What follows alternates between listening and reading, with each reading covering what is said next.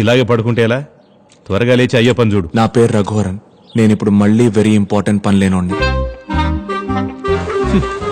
కొన్ని విషయాలు ఈ జన్మకు మారవు. ఒకప్పుడు పైనుండి ఒక అందమైన అమ్మాయి చూసేది, కానీ ఇప్పుడు అల్లుడు మన ఇంటికి కూడా కలిపి చికెన్ తెచ్చేసేవా? బోన్లెస్. ఇప్పుడు నా బండిని ఓవర్టేక్ చేస్తున్నారు అంటే నా బండిని ఎగతాళి చేస్తున్నారా? కారు కొన్న తర్వాత కూడా ఎందుకు ఈ దరిద్రాన్ని పట్టుకుని ఎగుతారు?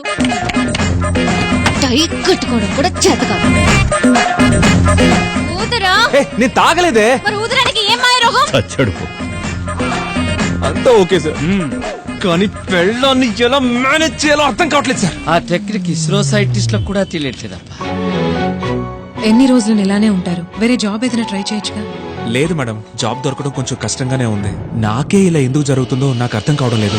నా పని నేను చేసుకుంటూ పోవడం కూడా తప్పేనా?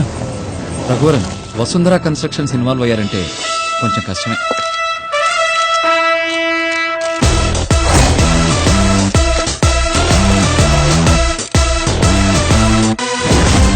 నీ లెవెల్లో ఉన్నవాడు నాకు అడ్వైస్ చేయకూడదు రఘువరన్.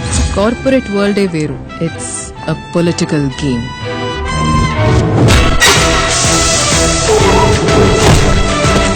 నీ సొంత కంపెనీలో నువ్వు బాస్ అనిపించుకోవడం కంటే నా కంపెనీలో నువ్వు ఎంప్లాయీగా ఉండడమే నీకు గొప్ప స్టేటస్. మేడం, నేను పులికి తోకలా ఉండడం కన్నా పిల్లికి తలగానే ఉంటాను.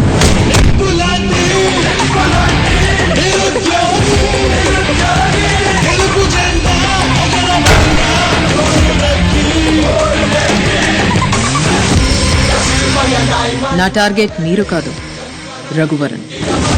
ఐ లవ్ యూ మా.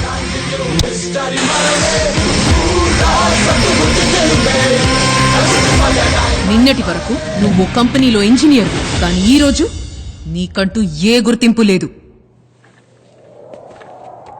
అమూల్ బేబే, మనకంటూ ఒక పక్కా గుర్తింపు ఉందమ్మా. విఐపి.